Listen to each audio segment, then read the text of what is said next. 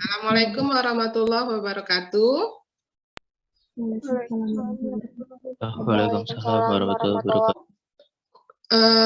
Perkuliahan Sejarah Pemikiran Ekonomi Islam. Sejarah Pemikiran Ekonomi Islam ini adalah, kita lihat ya, ini peruntukan untuk mahasiswa yang sudah berada di semester 3 ke atas. Ya, Anda semua saat ini sudah melewati itu ya, bahkan Anda sudah ada di semester 5 dan semester 7, betul ya? Yang semester 5 siapa aja? Boleh sebut nama? Saya, Bu. Sebut nama. Saya, Bu. Saya, Bu. Sebut nama. Alvina. Naila, Bu. Krisintia, Bu. Ya. Terus setelah itu semester 7. Siapa saja semester 7? Luli, Bu. Saya, Bu. Fitri. Fitri, Nurhaini. Terus siapa lagi? Suaranya nggak saya masih pagi. Suaranya harus semangat. Luliani. Luliani ya. Yaudah, bobotnya 3 SKS. Ini lebih banyak dibandingkan semester dulu itu di mata kuliah ini cuma 2 SKS, tapi ini 3 SKS, berarti semakin kontribusinya semakin besar terhadap penilaian Anda di IPK ya. Dan untuk mata kuliah ini bertujuan agar mahasiswa memahami ya, mempunyai pengetahuan tentang sejarah pemikiran ekonomi sehingga mampu menganalisa fenomena permasalahan ekonomi yang terjadi di masa kini. Ya, jadi dengan kita belajar sejarah, kita tahu bagaimana menganalisa permasalahan ekonomi saat ini berdasarkan sejarah-sejarah yang ada sebelumnya gitu ya. Isinya memberikan pengenalan tentang tokoh-tokoh yang berkontribusi dalam pemikiran ekonomi, dalam memberikan solusi bagi permasalahan yang terjadi sepanjang sejarah. Ya. Mulai dari belajar pemikiran ekonomi di masa-masa awal ya, baik yang di konvensional ya, mulai dari merkantilisme, terus klasik, neoklasik, komunis, sampai nanti yang neoklasik ya, yang sampai sekarang ya, sampai yang modern, maupun yang pemikiran ekonomi Islam yang mulai dari zaman Rasulullah sampai sekarang. Nanti Ibu jelaskan detailnya tentang materi-materinya.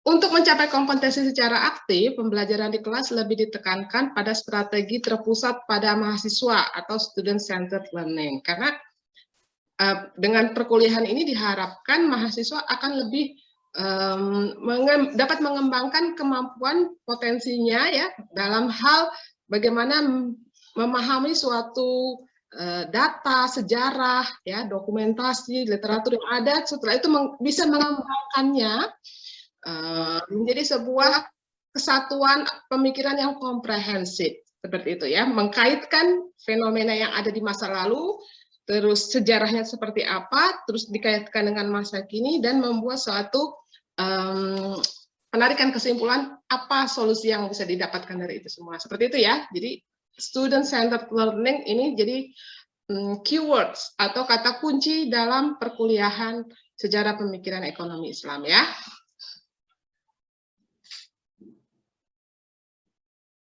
Selanjutnya, nah di sini ada capaian pembelajaran program studi. Capaian pembelajaran program studi itu yang diharapkan oleh program studi kita, yaitu ekonomi syariah, dalam mempelajari perkuliahan. Ini tidak hanya di perkuliahan ini, di perkuliahan lain juga diharapkan Anda bisa mendapatkan peningkatan dalam 4 aspek, yaitu aspek sikap, aspek pengetahuan, aspek keterampilan khusus, maupun aspek keterampilan umum. Mata kuliahnya sendiri, apa sih harapannya setelah Anda mempelajari mata kuliah ini, yaitu mampu menjelaskan, menganalisis, mengkomparasi berbagai pandangan dan pemikiran ekonomis secara logis dan sistematik. Ingat ya, kata kuncinya bisa ngejelaskan, bisa menganalisa, dan bisa mengkomparasi atau membandingkan. Ya, nanti banyak pemikiran, pandangan, aliran, dan dibandingkan secara logis dan sistematis. Oke.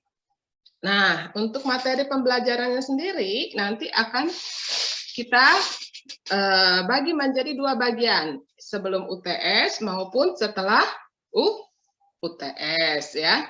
sebelum UTS. Nah, sebelum UTS kita akan bahas 7 materi. Ya, ini dikelompokkan, lihat pengelompokannya. Ya, yang pertama gap perkembangan pemikiran ekonomi. Ya, itu satu chapter sendiri. Terus untuk chapter yang bagian yang kedua, mulai dari sejarah pemikiran merkantilis, ekonomi klasik dan tokohnya. Setelah itu teori dan sistem ekonomi neoklasik, kapitalisme, sosialisme, dan Keynesian itu satu kelompok sendiri. Jadi sampai pertemuan keempat kita masih bahas yang konvensional, gitu ya. Baru di pertemuan 5 dan 6, 7 kita akan bahas lebih awal sejarah dari ekonomi Islam ya, mulai dari zaman Rasulullah, ekonomi di zaman Rasulullah Shallallahu Alaihi Wasallam, lalu lanjut di ekonomi zaman Khulafaur Rasyidin, dan selanjutnya ekonomi ilmuwan Muslim klasik ya, mulai dari Abu Yusuf dan seterusnya. Oke, setelah itu kita UTS, ujian tengah semester. Lanjut setelah ujian tengah semester ada lagi materinya, yaitu apa? Yaitu mulai dari diawali dengan pemikiran ekonomi ilmuwan Muslim periode menengah ya. Jadi ini kita fokus untuk ekonomi Muslimnya ya. Tapi kita bagi tahap pertama untuk yang ekonom Muslim periode menengah ini cuman satu pertemuan sepertinya. 6 pertemuan sisanya adalah pemikiran ekonomi ilmuwan Muslim kontemporer. Apa arti kontemporer? Kontemporer artinya apa? Siapa yang tahu? Ayo. Sementara bukan, Bu? Kontemporer.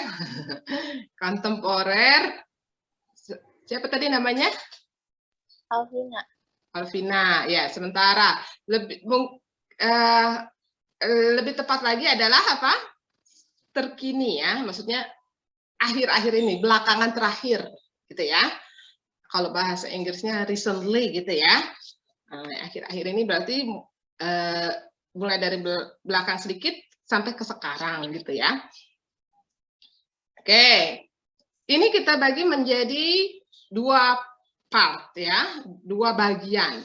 Pertama kita bahas dulu tentang kontemporer. Yang bagian pertama itu kita membahas dari para pemikir ekonomi berdasarkan mazhabnya ya. Berdasarkan mazhabnya. Ada mazhab Iqtisoduna, ini nanti pertemuan ke-9. Nah, ini mazhab mainstream ke-10 dan mazhab kritis ke-11 ya. Biar tidak lama ya. Iqtisoduna Bakir As-Sadar bukan? Bakir As-Sadar. Bakir Iya, betul sekali ya. Iqtisoduna artinya apa? Iqtisod itu artinya kan ekonomi sama seimbang. Nah, itu kami itu sudah ekonomi kami, ekonomi kita ya. Iqtisod itu keseimbangan maupun keadilan dalam berekonomi ya. Nanti kita bahas itu lebih detail lagi. Yang kedua mazhab mainstream. Nah, mainstream ini di sini siapa tokoh-tokohnya? Siapa yang tahu? Itu yang kayak Imam Syafi'i gitu-gitu Bang. Bukan, ini sudah kontemporer. Kontemporer ini eranya era sekarang, baru-baru ini.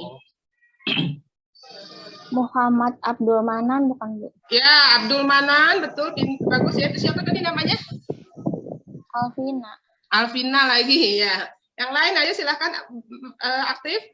Selanjutnya siapa lagi? Umar Chapra ya, Bu? Betul, Umar Chapra dan Monzerkaf ya. Nah, terakhir adalah mazhab kritis. Nanti siapa mazhab kritis kita bahas di pertemuannya ya. Lanjut di bagian kedua dalam pemikiran ekonomi Muslim kontemporer. Nah, ini kita bahas dari sisi Indonesia. Ya, di Indonesia pemikiran ekonominya dari orang Indonesia ya, pemikir ekonomi yang berasal dari Indonesia itu dari siapa aja?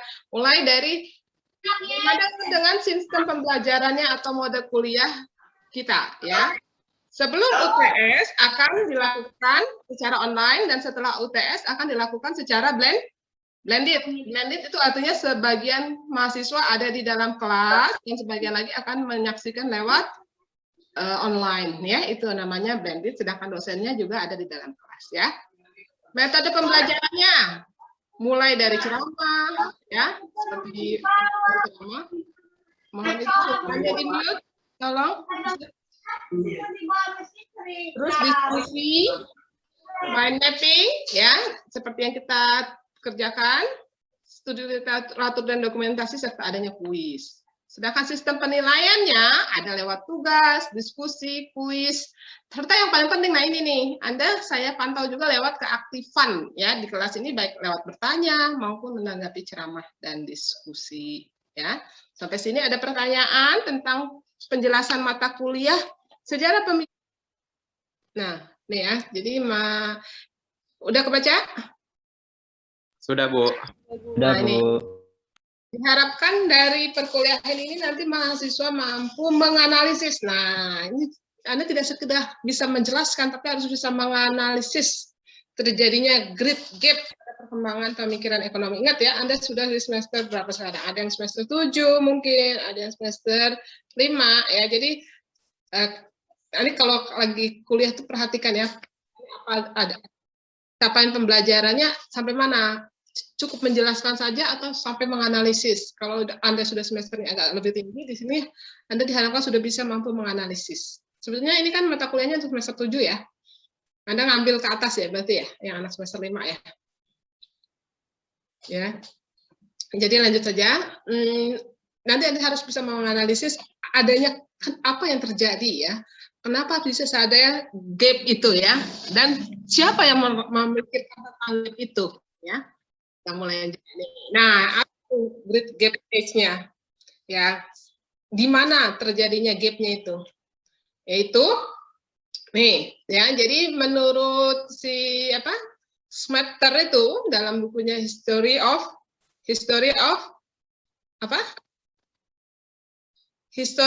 Economic Analysis. Nah, dan bukunya itu dia jelaskan bahwa dari abad ke-5 ya, dan sebelumnya sampai abad ke-17 dan 18 itu tidak ada perkembangan pemikiran ekonomi. Itu disebut sama dia adalah masa-masa gelap, zaman kegelapan atau disebut dark ages. Sama dia disebut situ ya, dan teorinya dia itu disampaikan ke para ilmuwan ekonom konvensional atau barat sana. Itu adalah zaman kegelapan di Eropa, terutama di Eropa sana adalah terjadi zaman kegelapan ya. Sedangkan sebelumnya abad ke-5 dan sebelumnya itu adalah yang diprakarsai oleh banyak pemikiran ekonomi, banyak diprakarsai oleh para filsuf ekonomi Yunani kuno ya, mulai dari siapa? Mulai dari Socrates. Socrates, tahu ya Socrates ya? Tahu nggak? Nggak tahu ya. Nanti kalian Google, tadi Ibu sempat udah buka tuh Google-nya ya. Wajah-wajah si Socrates itu ya. Socrates, ilmunya diturunkan lagi kepada siapa? Kepada Plato. Lalu diturunkan lagi kepada siapa? Yang terkenal ini? Aristoteles. Ya. Aristoteles, pintar sekali. Itu siapa tadi yang ngomong? Ngomong. Siapa tadi? Rizal, ya. Biar Ibu ingat ya. Baca ya, bagus ya. Aristoteles dengan pemikiran-pemikirannya ya, bahwa ekonomi itu terkait dengan humanis ya, yaitu terkait dengan manusia ya, kebutuhan manusia ya. Nah, di situ ya, itu kan mereka sebelum Masehi, ingat ya. Mereka jadi sebelum Nabi Isa itu disebut sebelum Masehi. Jadi sebelum Masehi itu sebelum Nabi Isa. Paham? Ngerti apa yang disebut sebelum Masehi, apa yang disebut Masehi? Paham ya? Nah, Bu. jadi ini abad ke-5 ini berarti kan 500-an ya, Masehi. Abad, ingat ya, satu abad 100 tahun, berarti 5 itu 500 sekian. Makanya Rasulullah 671 kan ya. Oke. Jadi dari abad ke-5 sampai abad ke-17. Berapa tahun tuh? Bisa lebih dari 1000 tahun ya. Lebih, bisa 1200 tahun malah kan ya. Ini 500, ini 1700, berapa tahun? 1700 kurang 500 berapa? 1200, lebih dari 1000 tahun bahkan. Di Eropa ini katanya mereka mengalami dark ages atau tidak ada pemikiran ekonomi itu nggak ada, blank, kosong. Karena apa? Karena mereka mengabaikan pemikiran ilmu ekonomi yang lainnya, terutama pemikiran ilmu ekonomi Islam. Disinilah ya abad-abad di mana terjadi kejayaan umat Islam. Mereka ingin menutupinya, dianggapnya itu tidak ada, sehingga seolah-olah baru muncul kembali. Ya, pemikiran ekonomi yang ilmiah, ekonomi sejarah ekonomi yang ilmiah itu baru muncul lagi di abad ke-17 dan 18 di sini ya, para ilmuwan skolastik ya. Diawali dengan Thomas Aquinas, Saint Thomas itu kan Santo Thomas Aquinas, dan terus diikuti oleh siapa? Adam Smith, ya nanti Karl Marx ya. Nah ini di sini mereka mengabaikan, paham nggak maksudnya? Paham, Bu. Paham ya? Nah itu ya disebut makanya the Great Gap, karena mereka apa? Mengabaikan pemikiran ekonomi di luar mereka, padahal itu adalah sangat great contribution to the economic thought, sangat berpengaruh terhadap pemikiran ekonomi di dunia ini. Nah, sadis gak ya? Kejam ya, kita diabaikan ya, padahal itu semua sejarahnya berasal dari kita juga gitu ya. Oke, kita lanjut. Ya, jadi ada istilah Renaissance.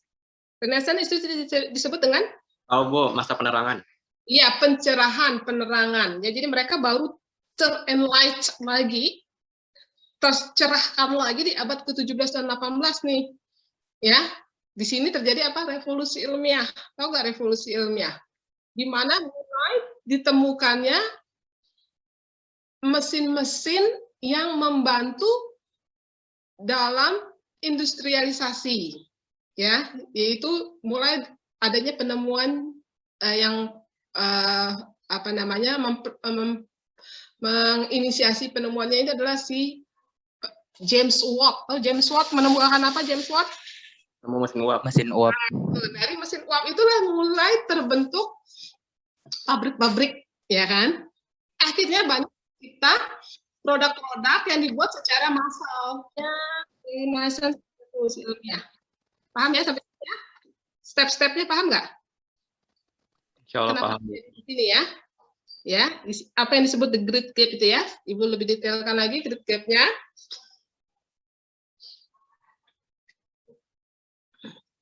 Oke, jadi siapa tadi yang menulis bukunya? Si Joseph Schumpeter, ingat-ingat namanya nih ya. Jadi Joseph Schumpeter dalam bukunya The History of Economic Analysis di tahun 1994-nya, jadi dia tulis tuh, dia jelaskan bahwa tadi itu adanya Great Gap, tesisnya dia itu adalah adanya Great Gap. Jadi di era yang pertengahan itu nggak ada, ya. Jadi baru dimulai lagi di zaman Renaissance itu, ya, Saint Thomas Aquinas, ya, semua itu Great Gap, lebih dari 1000. Kalau dia memastikannya lebih, sebetulnya kalau dia memastikan itu di 15 tahun, yaitu sejak benar-benar di awal masa keemasan Islam, ya, yaitu sejak zaman Rasulullah sampai, berarti Rasulullah itu kan 671 sampai sekitar 1200-an. Gitu ya, 1200. Kalau Anda baca di bukunya, kenapa mulai itu untuk itu zaman keemasan kejayaan Islam itu dengan adanya serangan dari siapa? Genghis Khan, ya. Baca lagi ya, nanti itu lagi pelajarin lagi tuh. Oke, hal ini mengakibatkan pemikiran Arab atau pemikiran Islam tidak dianggap. Ya, jadi yang abad-abad keemasan Islam itu yang memberikan sumbangsi besar terhadap pemikiran ekonomi itu nggak dianggap sama dia. Bayangkan, ya. Sadis ya. Padahal ini sangat berkontribusi besar. Nah, tetapi tidak mungkin perkembangan ekonomi pada abad 30 tidak bisa berkembang secepat itu kalau nggak ini. Kalau secara logika orang yang benar berpikir nggak mungkin tiba-tiba loncat dari abad kelima tadi, tiba-tiba ekonomi baru ada di pemikiran ekonomi baru ada di abad ke-17. Masa selama ini orang kan manusia itu diberi akal sama Tuhan ya, diberi akal sama Allah, nggak mungkin nggak ada perkembangan pemikiran ekonomi, nggak mungkin itu blank begitu saja, pasti ada perubahan, ada revolusi pemikiran di situ, dan itu harus ada yang memberi kontribusinya. Siapa? Nah, yang pasti adalah para filsuf Islam, filsuf ekonom Islam ya. Nanti kita cari tahu siapa-siapa saja namanya. Oke, jadi di tengah-tengah itu ada pemikiran sosial ekonomi di zaman pertengahan tadi ya, yang menghubungkan antara ilmuwan Yunani dan Eropa Latin tadi. Jadi yang di tengah-tengah itu disitulah filsuf ekonomi Islam yang berperan ya. Apa saja yang dilakukan mereka ya. Jadi orang-orang Arab itu banyak menciptakan karya-karya ilmiah ya. Ya di sini dalam bentuk pemikiran-pemikiran yang dituliskan. Ya, dulu kan nulisnya masih pakai apa? Masih pakai tinta ya. Dan tinta tapi dijadikan buku ya. Sebagai satu karya besarnya juga, kalian harus tahu bahwa universitas pertama di dunia itu adanya di negara Islam, dari Timur Tengah malah ya.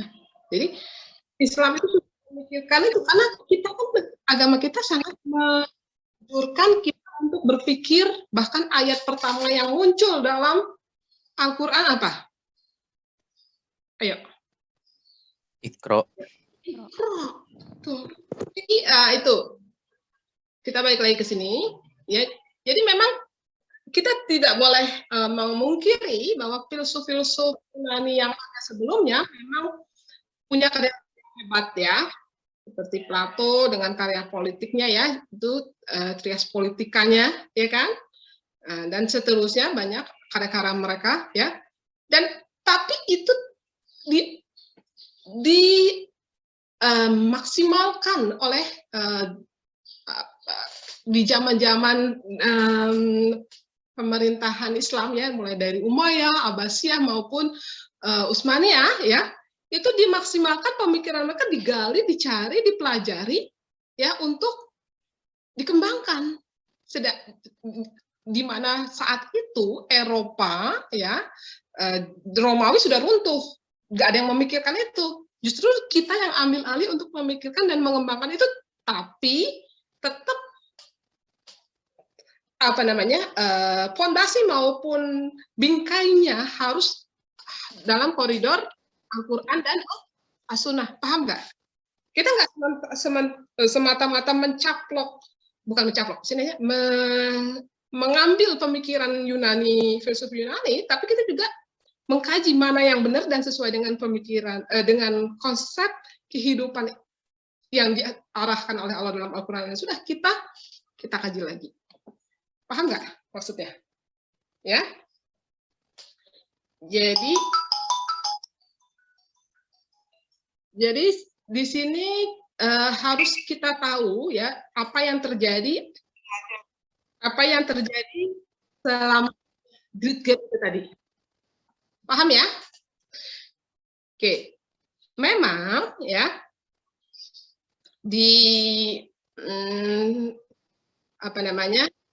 ini penting nih. Muslim lebih simpatik terhadap aktivitas merkantilisme. Ya, merkantilisme kita bahas setelah ini di pertemuan berikutnya, apa itu dengan merkantilisme? Merchant dari apa? Perdagangan, kan? Umat Islam itu tersebar lewat jalur apa? Ayo, Islam masuk Indonesia dengan cara apa? Perdagangan. dagang, bukan lewat penjajahan. Itu kalian harus pikirkan itu. Islam menyebar ke seluruh dunia itu bukan lewat penjajahan, tapi lewat perdagangan. Berdagang. Ya, dan harusnya ekonomi Muslim dunia itu dikuasai oleh orang Islam harusnya ya. Tapi ya itu kita terlena ya, terlena dengan apa? Ya masing-masing bisa memikirkan sendirilah. Dengan konsumsi ya, menggunakan produk mereka tanpa memikirkan bagaimana untuk menciptakan yang baru ya. Oke, kita lanjut. Sampai sini ada pertanyaan nggak? Sampai sini dulu. Belum, Bu. Belum ya. Oke, lanjut kita. Itu sih targetnya, harapannya dengan Anda belajar sejarah pemikiran ini, pemikiran Anda juga semakin terbuka ya untuk mempelajari ekonomi Islam dengan seutuhnya ya. Oke, ada pertanyaan lagi? Cukup ya? Waktunya udah habis ya? Cukup, Bu. Udah absen, udah. Oh iya. Sekarang tugas. Tugasnya kan di buku KNKS itu ada tugas ya. Makanya Ibu mau ngasih kuis ya. Di buku KNKS itu ada tugas. Tahu kan di bab pertama? Iya, Bu. Nah, abis ini ada kuliah apa? Takutnya Ibu ngambil mata kuliah lain nggak nih? Ada mata kuliah setelah ini nggak? Senin, Bu, paling. Enggak, hari ini kalian ada kuliah apa nggak? Nanti sore, Bu. Oh, enggak, Sore, kalau Bu. Ibu share sedikit, ada tahu kan posisinya di mana? Di latihannya? Di peng akhir kok nggak salah. Halaman berapa, Bu, ya? Di bab 1 ya? Iya, Kalian Bab. Di nanti, peng akhir. di bab 1 masih tentang grade gap ya. Kalian kerjakan aja latihannya.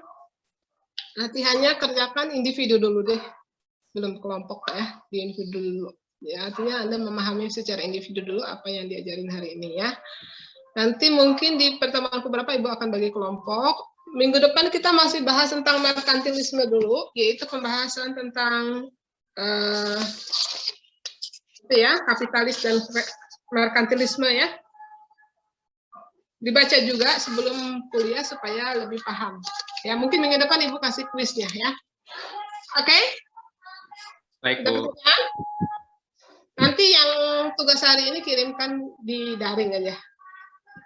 Pribadi masing-masing ya. Oke, Bu. Yang 10 Cukup? soal itu, Bu. Ada pertanyaan?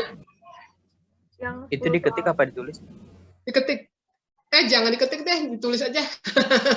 Kalau ditulis kan meresapi. Ya, saya sana. Ya, ditulis aja, ditulis. Jadi nggak copy paste ya. Ya udah ya. Cukup? Ibu Gimana? itu dikumpulin kapan, Bu? Kumpulinnya sehari sebelumnya. Nanti ada waktunya di situ. Di Oh, daring oke. ada waktu seperti bagaimana biasanya ya. Iya, Bu. Biasanya sehari sebelumnya lah, ya. Oke, Bu. Kuliahnya nggak banyak, nggak kayak MO ngitung-ngitung Anda pusing ya. Tapi di sini ada kuliah Anda harus menguasai dari analisa ya. Masih analisa juga. Jadi paham roadmap. Tahu nggak artinya roadmap?